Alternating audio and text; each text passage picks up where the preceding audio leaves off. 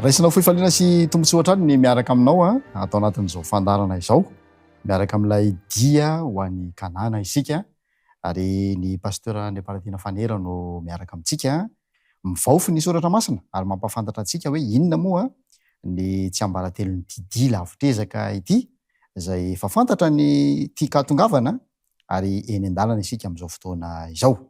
Dia miarabanao pasteur tonga sondray tao anatin'ny fandarantsika, manasanao indray raha hitondra ny tsara ho fantatra sy ny andrasan'ny mpanaraka ny fandarana androany.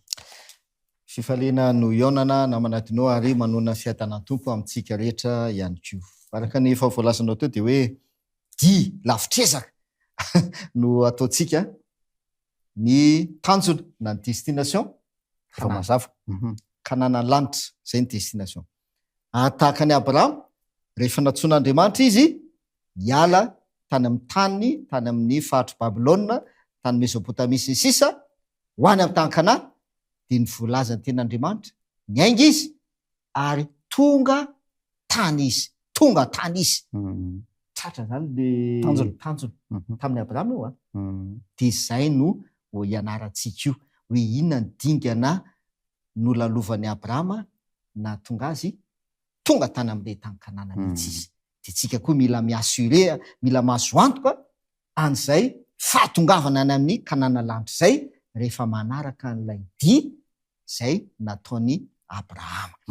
Enazy raha somary fitiantsika le fizarana teo alohany namana dinao dia le hoe natsoana hiala izy, mandehana miala amin'ny taninao sy ny havanao sy ny tranon'irainao sy ny sisa. Mandehana miala. Dia iny le fitiantsika tamin'le fizarana teo aloha le hoe fibebahana. Zay ny dika le hoe miala. Fialana amin'ny fahotana. Fialana amin'ny fahotana le izy. Zany hoe raha tamin'ny andron'ny Abrahama dia miala tao amin'ilay fiarahamonina izay nanompo sampy, nanan'andriaman-kafa maro, polythéisme, miala amin'ny faharatsiana izay niainana tao amin'ny fahatry Babilôna, izay nisy faharatsiana amin'ny endrika maro samihafa, dia ny confusion zany, fifangaroaroan'ny ny tsara sy ny ratsy, fifangaroan'ny marina sy ny diso, dia mila miala ao anatin'izay confusion zay, ary miala ao anatin'ny marimaritra iraisana, compromis amin'ny endriny maro samihafa ihany koa. Zay nampidi-doza mandrakariva. Zay nampidi-doza ary zavatra misy ankehitriny, indrindra eo amin'ny tontolo ara-pivavahana, dia misy izay endrika confusion sy compromis zay. Dia mila miala ao anatin'izay tontolo izay tsika dia mizotra makany amin'ny Kanana lanitra amin'ny alalan'ny fibebahana. Miala amin'ny fahotana. Zay. Dia fitian'ity tokisany ity izay fizarana izay namana dinao Ezekiel toko fa 3:1 Ezekiel toko fa 3:1 ka ny 2:1. Lazao aminy hoe raha velona koa ho Jehovah Tompo dia tsy sitrako ny hafatesan'ny ratsy fanahy, fa ny alan'ny ratsy fanahy amin'ny lalany mba ho velona izy. Miala amin'ny lalany ratsinareo, fa nahoana moa ny te ho faty ianareo ry taranak'Israely? Io le antso. Io le antso izay nataon'Andriamanitra tamin'ny Abrahama. Mandehana miala. Dia amin'izao andro ianantsika izao dia io koa le antso ataon'Andriamanitra. Miala amin'inona izy izy? Lalan-dratsinareo. Miala amin'ny lalan-dratsinareo, nahoana moa ny te ho faty ianareo. Satria nahoana? Inona ny tanjona? Inona tanjon'Andriamanitra? Sitrako Ny hafatesan'ny ratsy fanahy, fa mba ho velona izy. Mba ho tonga any amin'ny Kanana lanitra izy dia hanana fiainana mandrakizay. Sitrak'Andriamanitra ny hafatesan'ny mpanota, fa ny alan'ny mpanota amin'ny lalan-dratsiny ka mba ho hanana fiainana mandrakizay izy. Rehefa niala ry tompoko i Abrahama, nandeha niala izy. Inona indray ny dingana izay nataony? Miverintsika amin'ny Genesis 4:12 ny 2:2. Genesis 4:12 ka ny 2:2. Dia hahatonga anao ho firenena lehibe sady hitahanao sy ahalehibe ny anaranao, ary ho fitahiana tokoa ianao. Zay. Io ny dingana faharoa. Dingana manaraka mantsy, dingana manaraka. Dia hahatonga anao firenena lehibe ao izy sady hitahy ianao sy ahalehibe ny anaranao. Tsara, hitahy ianao sy ahalehibe ny anaranao dia ny vokatra zay ary ho fitahiana tokoa ianao. fitahiana tokoa ianao. Hitay anao izy izy raha andeha hiala ianao dia hitay anao aho ka ho tonga any amin'ny tany Kanana ianao fa izao ho fitahiana tokoa ianao. Misy heviny io zany hoe misy zavatra zany zay andrasan'Andriamanitra amin'ny alalan'ny Abrahama, ho ataon'Andriamanitra amin'ny alalan'ny Abrahama dia hoe ho fitahiana ho an'ny hafa i Abrahama. Zay le dingana manaraka. Ho fitahiana ho an'ny hafa ianao. Zay le izy rehefa atsoin'Andriamanitra. Ndao dirantsika kely zay namana Dinoa. Jaona 7:5 novakitsika. Inona ny zavatra niseho tamin'i Jesosy? Jaona 7:5. Jaona 7:5. Ary raha amin'izao tontolo zao aho dia fahazavan'izao tontolo zao. Zay. Jesosy zany zao ny voalaza eto. Tonga teto amin'izao tontolo zao Jesosy, hamonja izao tontolo zao, hanafaka an'izao tontolo zao, ary hanome famonjena ho an'izao tontolo zao, ka afaka miotongana amin'ny tany Kanana ny lanitra le olona eto amin'izao tontolo zao. Inona ny zavatra notenen'i Jesosy? Zao izy raha amin'izao tontolo zao aho dia fahazavana raha amin'izao tontolo zao. Andao pitsika io tokosy andininy io teny Jesosy io. Amin'ny endrika ahoana no isehoany izay teny Jesosy zay hoe za raha amin'izao tontolo zao dia fahazavana, ka mitovy tahaka ny tenin'Andriamanitra tamin'ny Abrahama hoe ho fitahiana tokoa ianao. Asan'ny Apôstôly 10:7-30. Asan'ny Apôstôly 10:7-30. Zao no vaky ny teny. Izay nosoran'Andriamanitra tamin'ny fanahy masina sy ny hery, sady nandendenanao sosina sitrana izay rehetra azon'ny herin'ny devoly, satria Andriamanitra nomba azy. Zay. Tsy mitovy ale Genesis 2:12 ve izy? Hoe hitay anao azy izy. Sady zay ny tenin'Andriamanitra tamin'ny Abrahama, hitay anao aho sy alehibe ny anaranao, fa miaraka amin'izay ho fitahiana ho tokoa. fitahiana tokoa ianao. Dia izay mihitsy ny zavatra niseho tamin'i Jesosy izay nosoran'Andriamanitra tamin'ny fanahy masina sy ny hery izy, ary nandendenanao soa sy nanasitrana ny aretina sy ny rofo rehetra, satria Andriamanitra nomba azy. Zay Andriamanitra nomba azy dia nanao soa, nandendenanao soa sy nanasitrana Jesosy. Ndao mba vakitsika ny teny Jesosy ary.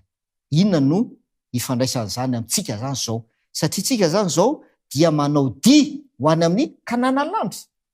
Inona no teny Jesosy amintsika ary? Jaona 2:1-2. Jaona 2:1-2. Ary ondray Jesosy taminy fiadanana ho anareo, tahaka ny nanirahany aho no anirahako anareo kosa. Zay. Mazava ny teny Jesosy raha manamalala. Raha miantso atsika zany zao Andriamanitra hanao dia ho any amin'le Kanana ny lanitra, dia io ny teny Jesosy. Tahaka ny nanirahany ahy, tahaka ny naniran'Andriamanitra ray eto amin'izao tontolo zao, No anirahako anareo no hanirahiko anareo koa.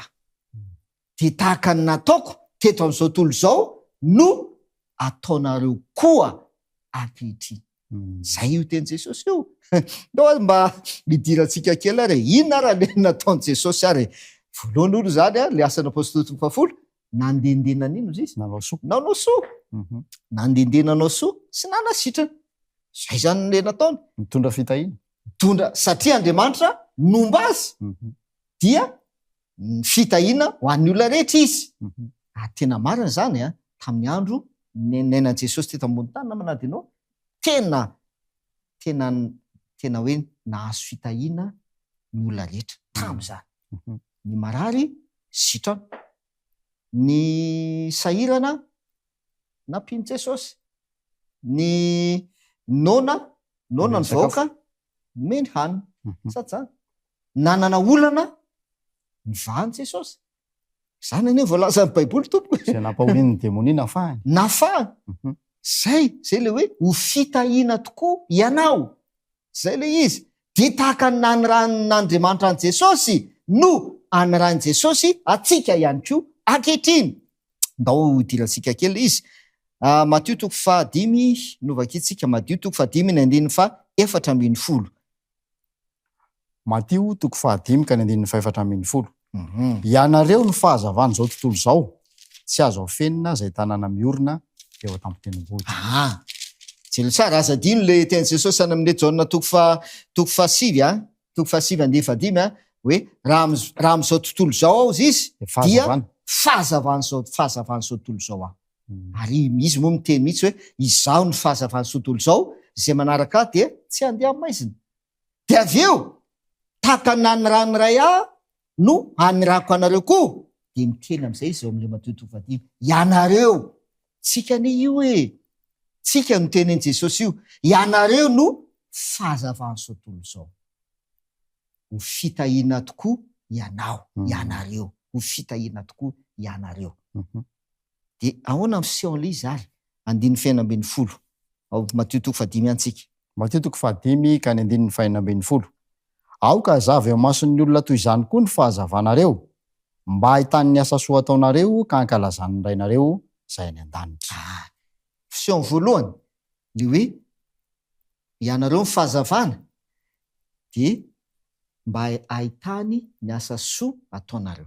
Aoka zavy eo mason'ny olona toy izany ny fahazavanareo, mba hahitany ny asa soa ataonareo. Satria inona ny zavatra nataon'i Jesosy? Raha teto amin'izao tontolo zao izy de fahazavana izy, nandehandeha nanao soa izy. De ianareo koa izy Jesosy dia fahazavana. De aoka zavy ianareo amin'ny fomba ahoana? Ahitany olona ny asa soa ataonareo amin'ny alalan'ny asa soa zay ataonareo amin'ny hafa. Ndao ampitsika tokosandinina anankiray izy namina dino. Matthieu 5:10 antsika de ny 5:13. Matthieu 5:10-5:13. Endriny anankiray hafa indray ty. Ianareo no fanasin'ny tany, fa raha ny fanasina ny tonga matsatso, inona indray no ahasira azy? Tsy misy heriny anaovana inona intsony izy, fa arinany ivelany ka ho itsahany olona. Fanampy le hoe ianareo ny fahazavana. De hozy Jesosy, ianareo no fanasin'ny tany. Fanasin'ny tany. Ndao vakitsika amin'ny dikateny ombonana eto Madagasikara io Matthieu 5:10 io, ny 5:13 io. Ndao ne vakiny tena tsara amin'ny ilazany Demasy ny hevitra le hoe fanasin'ny tany. Matthieu 5:10-5:13 dikateny ombonina eto Madagasikara. Ianareo no sira anason'ny tany, fa raha ny sira ny tonga matsatso, atao inaindray no fanome asina azy, tsy misy antony intsony izy fa dia aripotsiny any ivelany ho hitsakitsahan'ny olona. Mahafinaritra. Ianareo no sira, de le tapany le manaraka zay tena tiako be. Ianareo no sira hanasoa ny tany. Tsy mila zavaina be zany rehefa namalahy tonga de mazava. Zay le hoe ho fitahiana tokoa ianao tamin'ny Abrahama. Mandritra lidiany io tsy hoe tao anany izy no tantera zany fa rehefa natson'Andriamanitra izy niala tao amin'ny orany Kaldiana tao Mesopotamia de niteny tamin'ny Abrahama amin'izay Andriamanitra hoe ho tahiko ianao de ho fitahiana ho an'ny hafa tokoa ianao ary avy aminao no hitahiana ny firenena rehetra. Efa niala tao izy tamin'izany. Ary logika be zany satria tsy afaka ny tonga fitahiana ho an'ny hafa mihitsy ianao raha mbola aiza ao amin'ny fahotana. Ianao aza mihaino anatin'ny faratsiana mbola mangalatra, mandainga, de ahoana moa na tonga anao fitahiana ho an'ny hafa amin'izany? Ianao aza mbola miaina mialatra, ianao aza mbola miaina amin'ny lainga, mamitaka amin'ny soloky sy ny sisa, tsy ho tonga fitahiana ho an'ny hafa ianao, fa mila miala ao amin'izay tontolo sy fomba fiainana zay ianao ka ho lasa fitahiana ho an'ny hafa. Sady zay? De ho tonga fitahiana ho an'ny hafa. Ho tonga fitahiana ho an'ny hafa. De hozy izy ilay Matthieu 5:10-5:13. Ianareo no sira hanasoa ny tany. Hanao soa ny tany. Ndao ampitsika kely izy ao Marka 5:7-10. De ny dikateny ombonana ny tonga de amakitsika azy. marika toko fasivy ny andininy fa dimapolo. Marika toko fasivy andininy fa dimapolo dika teny ombonana eto Madagasikara anao makitsika azy. Zava-tsoa manko ny sira, kanefa raha ny sira no tonga matsatso, ataonareo ahoana indray no amerina ny tsirony, aoka ianareo hanana sira ao aminareo ary eo ka hanjaka eo aminareo ny fihavanana. Mahafinaritra. Le fihezanteny farany, aoka ianareo hanana sira ao aminareo, ao anatinareo. Ao anatsika aloha zany. Aoka ianareo hanana sira ao aminareo izy ary aoka hanjaka eo aminareo ny fihavanana. Endrika isehoan'ilay hoe ho fitahiana tokoa ianao. Fihavanana. Mihavana amin'ny olona rehetra. Ary zay ny nataon'i Jesosy ravana malala. Romanina toko 5:10 moa zany milaza zany izy. Ary Andriamanitra dia nampihavana antsika, fony mbola fahavalo tsika no nampihavan'Andriamanitra tamin'ny alalan'i Jesosy Kristy. Avy eo tonga tetỳ tany Jesosy, inona ny zavatra tena nataon'i Jesosy? Nampihavana antsika tamin'Andriamanitra ary nampihavana ny olona amin'ny olona. Zay le azo fijaliana. Fampihavanana amin'Andriamanitra ary fampihavanana amin'ny samy olona. Dia zay io marika toko fasivy io hoe aoka hisira ao aminareo ary aoka hanjaka ao aminareo ny fihavanana. Ianareo ny sira. Hanasoa ny tany. Hanasoa ny tany. Fihavanana. Dia manamafy an'ilay fidingana voalohany izay nijerevantsika naminadinao le hoe antso na le hoe identité, le hoe Abraham izay antsoina hoe ami de Dieu, sakaizan'Andriamanitra. Dia tsika koa dia antsoin'i Jesosy hoe sakaizana na zanak'Andriamanitra. Ny antsoina antsika Jaona 1:7 antsoina hoe zanak'Andriamanitra tsika. Zay le identité. Dia ozy izy Matthieu 5:7. Sambatra ny mpampihavana fa izy natao hoe zanak'Andriamanitra. Zay le sira zay. Zay le sira. Na zay le mazava fahazavana. Mampihavana. Mihavana amin'ny olona rehetra. Zay le hoe ho fitahiana tokoa ianao amin'ny fanaovana soa.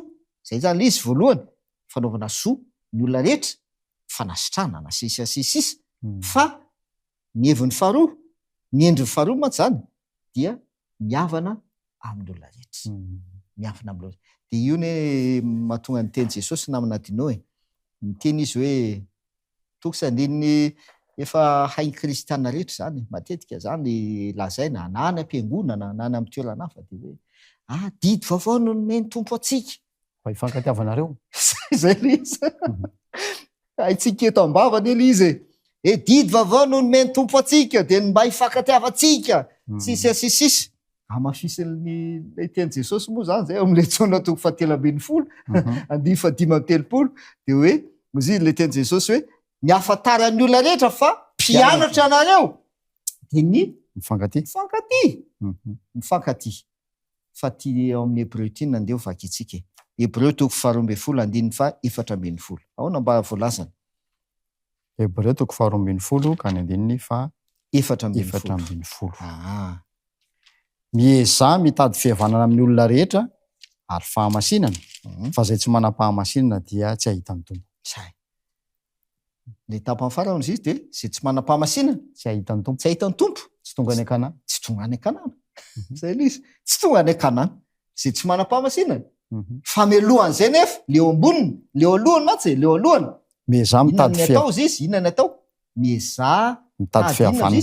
Fihavanana amin'ny olona rehetra. Zay ny le sira sy le fahazavana. Mieza mitady fihavanana amin'ny olona rehetra sy fahamasinana. Aika mifandray zany ny fahamasinana sy ny fihavanana. Ny olona manana fahamasinana dia olona zay mihavana amin'ny olona rehetra tompoko. Zay io ry havana malala. Aza mety ho fitantsika e. Fa ny olona manana fahamasinana dia ny olona zay manana fihavanana amin'ny olona rehetra. Tahaka ny Jesosy. Zay ny izy. Satria toezan'i Jesosy ny fahamasinana. dia Jesosy niavana tamin'ny olona rehetra, nampiavana ny olona tamin'Andriamanitra, nampiavana ny olona rehetra ihany koa izy, ary nanasoa ny olona rehetra izy, nandehandeha nanao soa ny olona rehetra Jesosy Kristy. Ny amin'ny tenantsika azy namana tinao dia ty toko sy andininy eo amin'ny Jeremia toko 7:7 ity. Raha fitiana zany le fanazavana dia zao. Ty dingana fahatelo ity zany dia hoe ho fitahiana ianao mandritra n'ilay dia izay ataonao tsika any amin'ilay kanana lanitra, dia eto amin'ity tany ity zany fitahiantsika eto. Satsay ho fitahiana isika eto amin'ny fomba ahoana? Fahazavana. Faharoa, sira manasoa ny tany. Satsay dia ndaovaka itsika Jeremia 7:7. Jeremia 7:7 ka ny 5. Ary katsao zay iadanan'ny tanàna zay nampandehanako anareo babo, ary mivavaha amin'ny Jehovah ho azy, fa raha miadana izy dia mba hiadana koa ianareo. Zay io famitinana tompoko. Katsao zay iadanan'ny tanàna zay nampandehanako anareo ho babo.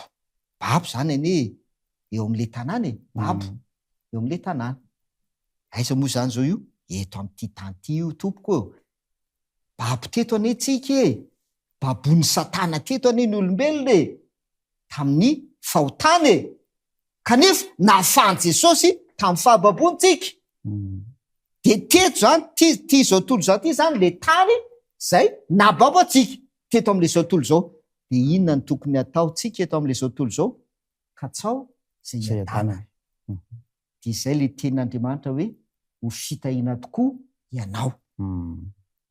Fa tsy hoe za moa ny anahy kanana lanitra ny anahy no any tanjoko any. Ny eto tsisy raraiko amin'izay eto tsisy raraiko amin'izay eto zany. Fa ny anahy dia kanana lanitra ihany. Tandremo fa zadiny le teny Jesosy. Izao izy Jesosy raha amin'izao tontolo izao fahazavana. Dia ianao koa tompoko mbola eto amin'izao tontolo izao ianao zany zao fahazavana ianao eto. Ary sira ianao eto.